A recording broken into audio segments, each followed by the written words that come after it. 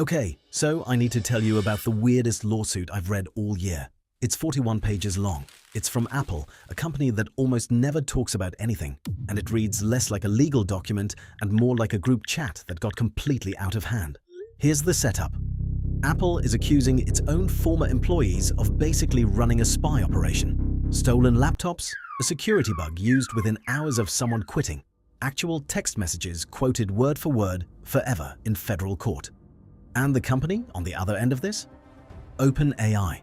The same OpenAI that Elon Musk co-founded, then left, then sued, then lost to, and is now publicly calling a scam artist on social media in real time. And honestly, the deeper I got into this, the more I realized it's not really a story about stolen files. It's the last chapter of a friendship that started back in 2015, when two guys shook hands and said they'd build AI for the good of humanity. Now they call each other scammers online, like publicly, like today. So here's what we're doing. I read all 41 pages so you don't have to. By the end of this, you'll know exactly what was allegedly stolen, who's actually named in this thing, and, this is the part that got me, why the timing of this lawsuit might be the most important detail in the whole story. Let's start with the text message that kicked this whole thing off. Quick thought experiment. Think about the last job you left, the laptop you handed back, the exit interview you probably zoned out during. Now imagine one of your goodbye texts to a coworker ends up quoted, verbatim, in a federal lawsuit. That's not a hypothetical, by the way. That's literally what happened here. A former Apple engineer named Chang Liu sent a message to a colleague who was still working at Apple. It said, quote, "LOL, I found out I can access the network storage. So funny." Her reply, allegedly, "I'm ready." He'd found a security bug on her still active work laptop after he'd already left the company. And then he told her he had a second Apple laptop too, just in case. But here's what actually stopped me. Apple's lawsuit says this wasn't one rogue guy having a weird moment. It says the pattern went, quote, at every level from members of its technical staff to its chief hardware officer. That chief hardware officer spent 24 years at Apple, rose all the way up to vice president of product design for the iPhone and the Apple Watch. 24 years, and Apple is now accusing him of teaching people how to sneak information past Apple's own security team on their way out the door. And it's not just him either. Apple's own filing says more than 400 former Apple employees currently work at OpenAI. 400 people who spent years building some of the most secretive hardware on Earth, walking across the street to go build competing hardware for the company that makes ChatGPT.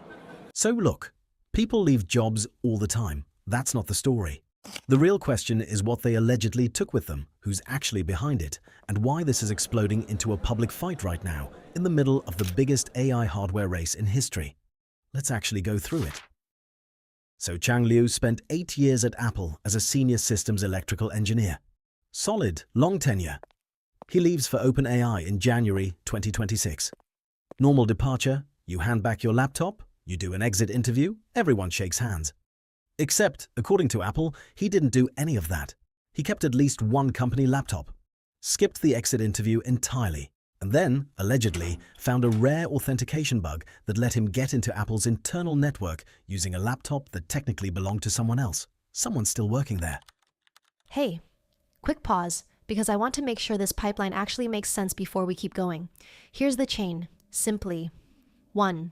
Liu leaves Apple, keeps access he shouldn't have. 2. He uses that access to help a colleague prep for an OpenAI interview using Apple's own confidential materials. 3. She gets hired. 4. All of this allegedly happens under a hardware chief who spent over 2 decades at Apple himself and who Apple says used internal code names during recruiting. That's the full pipeline. One person's exit becomes a system for getting more people out the door with more information. Okay, back to the story. Now, here's the part that connects everything. In 2025, OpenAI bought a hardware startup called IO Products for $6.5 billion. IO was founded by Jony Ive. Yes, that Jony Ive, the guy who designed the iPhone.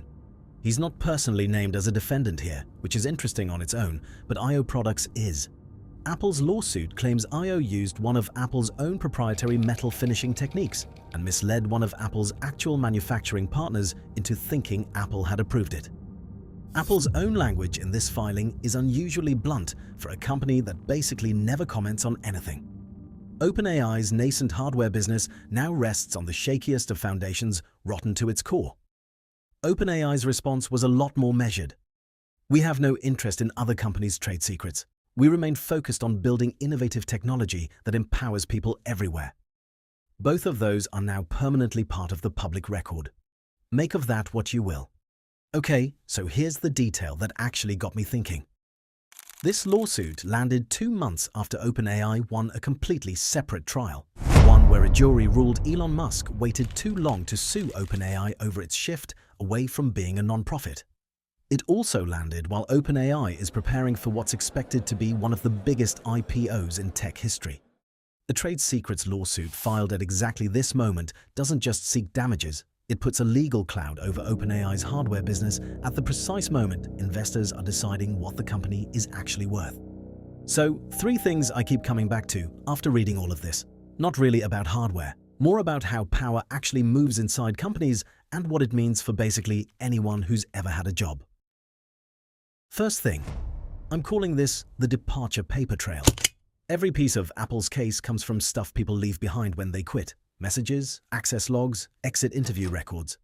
Most of us assume that once we've left a job, our digital footprint there stops mattering. It doesn't. It just becomes evidence, if anyone ever goes looking. Not paranoia, just something worth knowing. Second, when partners become predators. 18 months ago, Apple and OpenAI were literally partners, building ChatGPT into Siri together. Now, Apple's suing OpenAI's hardware division. Companies can be collaborators and combatants in the same 18-month window. And honestly, the closer 2 companies work together, the more access each side has to use against the other later. Proximity isn't safety. Sometimes it's the opposite.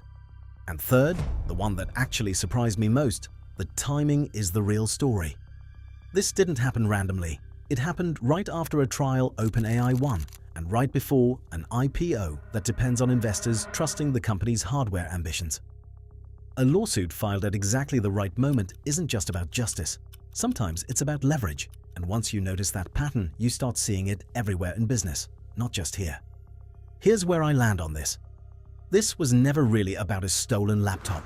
It's what happens when 2 of the most secretive companies on Earth stop being partners and start treating every single departing employee like a potential leak.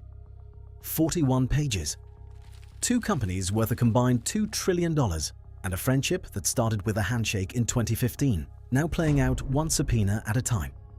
That's the verdict.